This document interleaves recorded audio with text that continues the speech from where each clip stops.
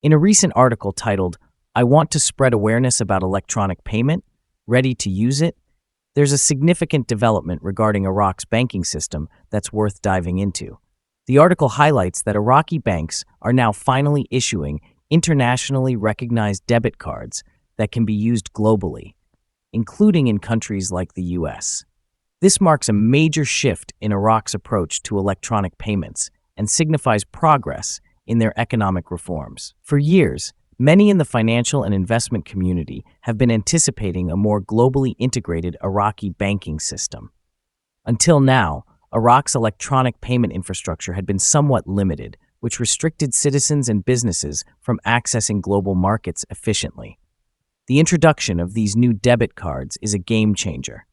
Now, Iraqi citizens and companies can engage in global transactions, making payments, or receiving money from international markets seamlessly. This integration not only improves the ease of doing business, but also boosts Iraq's economy by opening it up to foreign investments and trade. Now, many of you are probably wondering how this change ties into the Iraqi dinar and its potential revaluation. The key detail mentioned in the article is about how the rate on these debit cards is determined. When a transaction is made using these cards, the exchange rate applied is not printed on the card itself. Instead, the rate is determined by the bank at the time the transaction goes through. This can happen in two ways.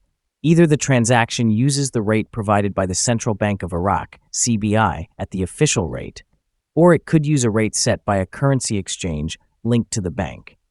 This means that if you're using one of these new Iraqi debit cards abroad, like in the US, the value of your transaction will be based on the most current exchange rate, which could either be the official CBI rate or a rate determined by the bank's currency exchange mechanisms.